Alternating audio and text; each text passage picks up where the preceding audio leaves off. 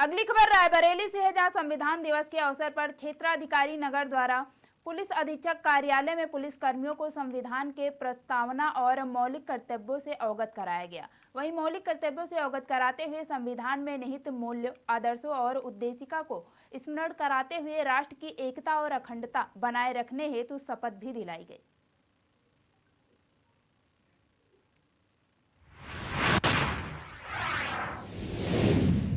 अगली खबर बांदा से है, जहां ग्रामीण परंपरा विकास संस्थान द्वारा प्रेस वार्ता की गई। बता दें कि संस्थान कैलाश सत्यार्थी चिल्ड्रन फाउंडेशन के सहयोग से बचपन बचाओ आंदोलन के तहत बांदा जिले में नरैनी विकास खंड के 50 गांव में बाल विवाह, बाल तस्करी, बाल मजदूरी और बाल यौन शोषण के मुद्दों पर कार्य किया जा रहा है, जिसके अंतर्गत अभिभावकों को जागरूक कर बच्चों को शिक्षा से जोड़ने, मजदूरी न करने, बाल विवाह को रोकने हेतु जानकारी दी गई।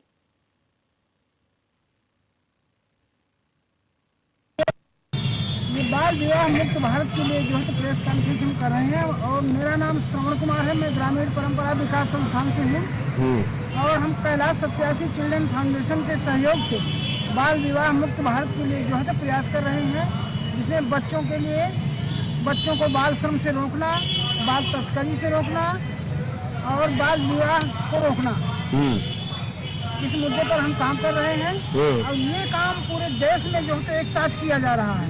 कितने दिनों से कर रहे हैं? ये हम 2 साल से कर रहे हैं यहाँ बांदा जिले में। अब तक कितनी तस्करी रोकी है आपने? तस्करी अभी सामने मुंह पे बताइए, लगभग अंदाजन। अभी हमने 6 तस्करी रोका है। कहाँ कहाँ हो रही थी ये तस्करी? यहाँ पिंडवाड़ा से थी और एक चित्रकूट से हुई थी, जिसको हमने जाकर फतेहपुर में पकड़ा। अच्छा, और दुकानों में जो बाल मजदूरी हो रही है, बाल श्रम हो रहा है? हाँ, बाल श्रम हर दुकानों में हो रहा है, उसका क्या कर रहे हैं? हर दुकानों में हो रहा है, जिसको हम जो है श्रम विभाग के साथ मिल करके जो है उनको भी छुड़वाने का काम करते हैं। फिर उसके बाद क्लीन चिट दे देता है श्रम विभाग, जांच करने की बात करता है कि वो बालिग है कि नहीं बालिग है, और बाद में फिर उसे बालिग बना देता है।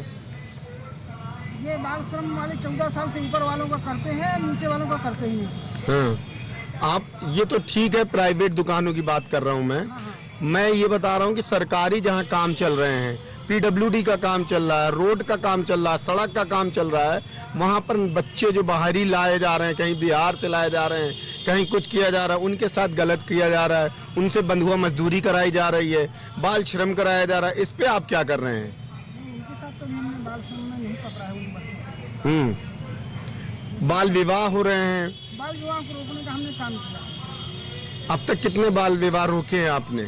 अभी तक हमने 300 बाल विवाह लगभग जो है तो गाँव के लोगों के साथ शपथ पत्र भरवाए हैं, जिसमें लोगों ने, अभिभावकों ने भर करके दिया है शपथ पत्र कि हम बाल विवाह नहीं करेंगे। 18 साल से जब ज्यादा उम्र की लड़की हो जाएगी, 21 साल से ज्यादा उम्र का लड़का हो जाएगा, तब हम शादी करेंगे। ये तो आपने बताया कि हमने फॉर्म भरवाया है, क्या कहीं रोकी है आपने शादी? बाल विवाह हो रहे हैं, आए दिन बाल विवाह होते हैं। देखिए, बाल विवाह के लिए 2 प्रयास हमने किए, एक तो खम्हौरा में था और एक पिंखा वहाँ पर था चंदायल, लेकिन दोनों जगह पुलिस पहुँची है, बाल विवाह रोके गए हैं। लेकिन हुआ क्या, खम्हौरा में जो है बाल विवाह रोकने के बाद वो लड़की जो दूसरी लड़की के साथ चली गई।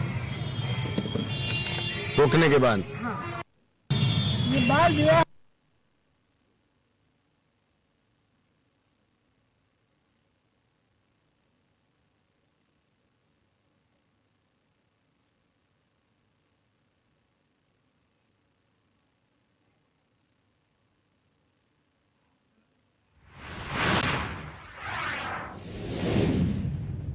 अगली खबर जालौन से है, जहां जालौन के माधोगढ़ कोतवाली क्षेत्र में ऐसा मामला सामने आया है, जहां दूल्हे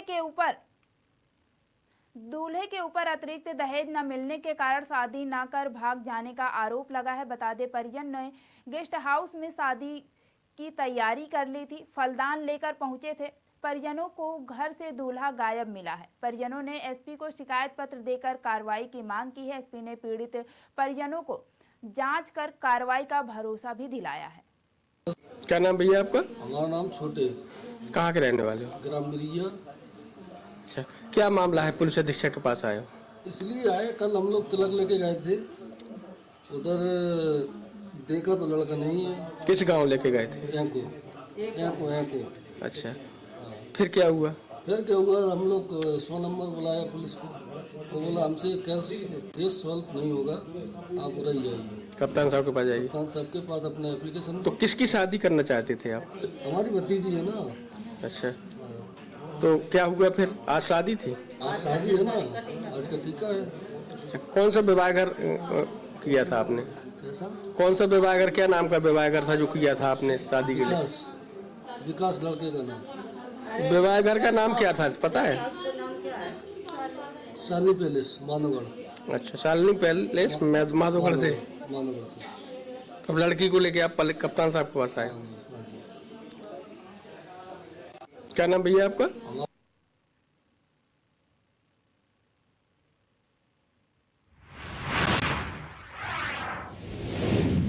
अगली खबर अयोध्या से है, जहां भगवान श्री राम विवाह महोत्सव की धर्मनगरी में धूम है। बता दें कि रामनगरी से भगवान श्री राम की बारात निकलकर जानकीपुर के लिए रवाना हुई है।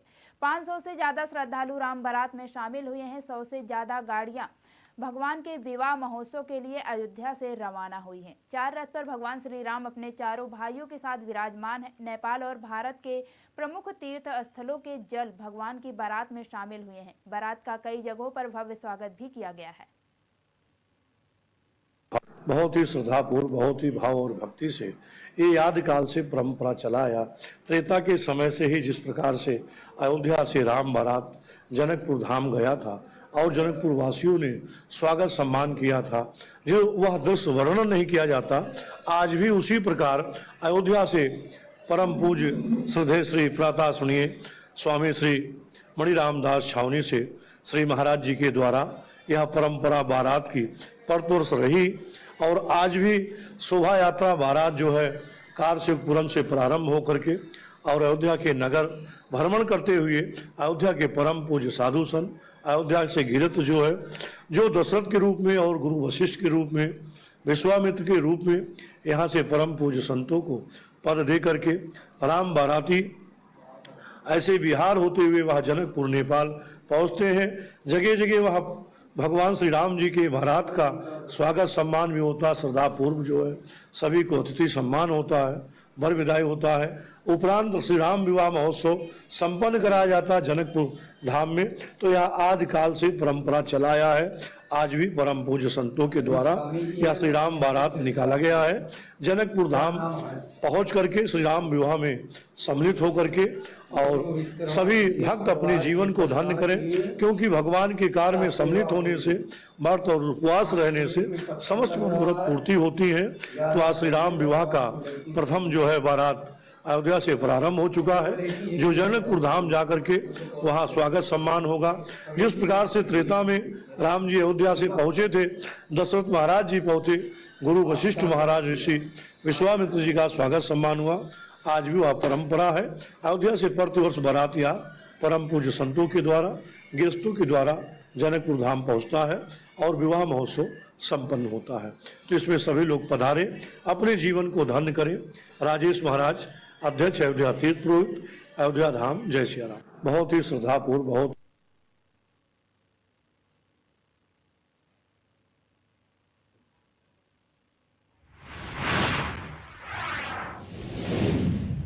अगली खबर अयोध्या से है, जहां राम जन्मभूमि परिसर में विराजमान रामलला का प्राण प्रतिष्ठा महोत्सव इस बार 11 जनवरी को प्रतिष्ठा द्वादशी के रूप में मनाया जाएगा। यह जानकारी राम जन्मभूमि तीर्थ ट्रस्ट की बैठक के बाद ट्रस्ट के महासचिव चंपत राय ने दी।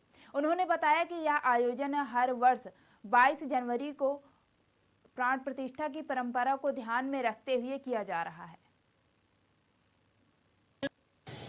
पीएफसी तक यानी यात्री सुविधा केंद्र तक अत्यधिक गर्मी और वर्षा से बचाव के लिए टेम्पोरेरी किराए पर जर्मन हैंगर लगवाए थे। अप्रैल में लगवाए थे, सितंबर के आखिर तक लगे रहे। अब वो हटाए गए और अब वहाँ स्थायी शेड बना दिए जाएं, कैनोपी लगा दी जाए। इस पर अंतिम निर्णय हो गया है। उत्तर प्रदेश राज्य की निर्माण निगम और लार्सन टुब्रो दोनों के क्षेत्र बांट दिए जाएंगे। लगभग ये 9 मीटर चौड़े होंगे और ये मान लिया जाए 600 मीटर से भी अधिक लंबे होंगे। ऐसा ही है ना, 600 मीटर से अधिक लंबाई कवर करेंगे ताकि जनता को गर्मी और बरसात से राहत मिल सके। और मैं कहूँगा वर्षा काल शीत में भी होता है, अत्यधिक शीत में ओस गिरती है, उससे भी जनता की यात्रियों की रक्षा होगी। का स्थान एकदम प्रवेश करते ही है और नंगे पैर मंदिर तक जाना पड़ता है और मंदिर दर्शन के बाद नंगे पैर वापस जूता लेने के लिए आना पड़ता है। मैं ऐसा कह सकता हूं कि 1 किलोमीटर लंबा नंगे पैर चलना पड़ता है। ये कष्टप्रद है। भविष्य में जब सारे मंदिर बन जाएंगे तो वहां जूता पहनकर जा सकेंगे। कुबेर टीला,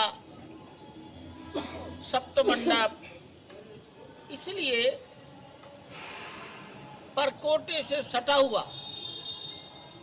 परंतु परकोटे के बाहर,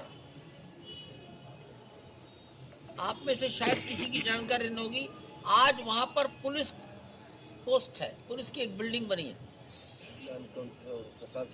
वहां पर एक जूता घर परमानेंट बनाएंगे। पूर्वी और दक्षिणी कोना है मंदिर का, परकोटे के बाहर, परकोटे से बहुत निकट दक्षिणी पूर्वी कोना, वहां पर जूता घर बनाएंगे जहां 6000 लोग एट ए टाइम जूते रख सके। 14-15 घंटे दर्शन होते हैं। सामान्यतः 1 घंटे में यात्री बाहर आ जाता है। तो एक झोले में 10 बार उपयोग हो पाएगा, 15 बार उपयोग हो पाएगा। ये पहला चरण है। आवश्यकता के अनुसार वृद्धि करेंगे। इससे यात्री परकोटे के अंदर बिना जूते जाएगा, दर्शन करके आते ही जूता पहनकर शेष परिसर में जूते के साथ जूता पहनकर घूम सकेगा। किसी भी मौसम में उसे कष्ट नहीं होगा। तो दर्शनार्थियों के कष्टों को दूर करने के लिए परकोटे से सटा हुआ, परकोटे के बाहर एक जूते घर की रचना की जाएगी। पीएफसी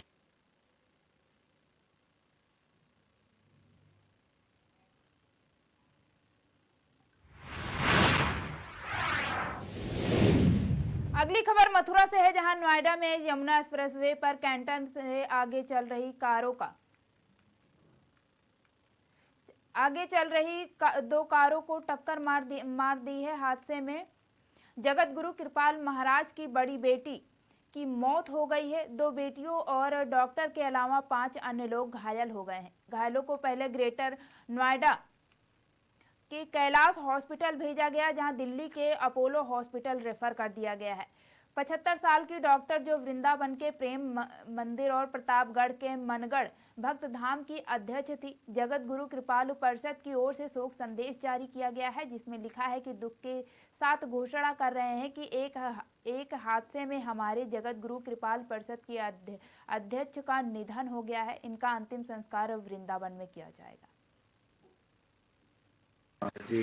जैसे भक्तों को सूचना मिली तो विश्व भर से भक्त यहाँ पधार रहे हैं और प्रेम भवन में अखंड हरे राम संकीर्तन चल रहा है। तो हजारों भक्त वहाँ पर एकत्रित हैं और भी आ रहे हैं, रास्ते में हैं। सब लोगों की इच्छा है कि अंतिम दर्शन कर पाए बड़ी दीदी का, और मझली दीदी यहाँ पहुँच चुकी हैं। छोटी दीदी के यहाँ पहुँचने की हमको आशा है जल्दी से जल्दी। तो उनके निर्देशन में अंतिम क्रिया 28 तारीख को केशी घाट पर की जाएगी। तो अभी इतना ही कार्यक्रम निर्धारित है और बाकी सब लोग भावपूर्ण कीर्तन में लगे हुए हैं। मकान कौन देगा, किस तरीके की व्यवस्था है, कितनी लकड़ी लगाई जाएगी, कहाँ कहाँ से लकड़ी आ रही है, कितने पंडित होंगे, थोड़ा सा उसकी बारे जान। वो हमारे जो ट्रस्ट के संचालक हैं उसमें वो अपना प्लानिंग कर रहे हैं, उसके बारे में हम अभी। सर थोड़ा सा महाराज जी हादसे के बारे में बताएं, क्या हादसा हुआ था, किस तरह से पूरा हुआ था, कैसे ये सारी चीजें हुई कि आज दीदी हम लोगों के बीच नहीं है। यहाँ पे 19 और 20 को भोज हुआ था जी। 19 और 20 तारीख को यहाँ पर वृंदावन में साधु भोज और विधवा भोज हुआ और उसके पश्चात बरसाने में 21 और 22 को साधु भोज और विधवा भोज हुआ और उसके पश्चात दीदी लोग यहाँ पर वृंदावन पधारे एक दिन के लिए। तो यहाँ से वो दिल्ली जा रहे थे सुबह सुबह, जब गाड़ी जो थी वो लोगों को लघु शंका की आवश्यकता थी, उसमें कुछ मरीज भी थे, तो इस दृष्टि से गाड़ी को साइड में रोका गया था और बाकी तो पीछे से आके ट्रक लगा, इतनी ही हमको जानकारी। सिंगापुर प्रवास के लिए भी सिंगापुर उनकी सुबह की फ्लाइट थी, तो उनको आश्रम है दिल्ली में द्वारका में गोलोक धाम, वहाँ कुछ घंटे विश्राम करके और फिर उनको सिंगापुर की फ्लाइट पकड़नी थी। साथ में कौन कौन थे उनके उस समय जब हादसा गाड़ी हुआ? में जी 3 दीदी थे, उनके ड्राइवर थे और साथ में सत्संगी लोग, सेवा दल था। छोटी दीदी की भी क्या स्थिति है? छोटी दीदी की एक छोटी सी सर्जरी हो चुकी है और वे स्टेबल हैं और हमें आशा है कि जल्दी से जल्दी ठीक हो जाएगी। दीदी बताएं, अभी जो एक हादसा हुआ है यहाँ पर प्रेम मंदिर के बाद, उसके भी क्या स्थिति है और किस तरह से पूरा कार्यक्रम आगे का? आगे कार्यक्रम के विषय में भैया जी ने आपको बता ही दिया, वही कार्यक्रम है 28 तारीख को। उसके बाद की जो भी व्यवस्था होगी वो अभी प्लानिंग नहीं हुई है, जो हमारे ट्रस्टीज हैं वो आपस में मीटिंग करके करेंगे, लेकिन हमारा पूरा विश्वास है कि हमारी व्यवस्था इसी प्रकार से चलती रहेगी। हमें गुरु के ऊपर भी पूर्ण विश्वास है और हमारी दीदी लोगों का जो परिश्रम है, जो उन्होंने व्यवस्था बना दी है, वो इसी प्रकार से चलती रहेगी, उसमें किसी प्रकार का व्यवधान नहीं आएगा। हाँ, इस समय सभी लोग अत्यधिक दुखी हैं और चारों ओर से लोग आ ही रहे हैं यहाँ पर, तो इस समय तो अभी केवल 28 तारीख तक का कार्यक्रम निश्चित किया गया है। उसके बाद का जो भी कार्यक्रम होगा वो बाद में ही डिसाइड होगा। 28 तारीख को किस तरीके का कार्यक्रम कहाँ होगा, क्या होगा, पूरी थोड़ी सी जानकारी आप दे दीजिए। वो भैया जी ने भी बता ही दिया आपको, वही है, सुबह से कार्यक्रम प्रारंभ होगा और फिर केसी घाट पर ही सारा कार्यक्रम होगा। जो अग्नि संस्कार की व्यवस्था है वही होगा और भगवान नाम की हमारी यहाँ प्रथा रही है, भगवान नाम निरंतर अभी भी चल ही रहा है, तभी भी भगवान नाम के मध्य और जो भी यहाँ की व्यवस्था है ब्रज के अनुसार, उसके अनुसार ही वो सब कार्यक्रम होगा। जैसे भक्त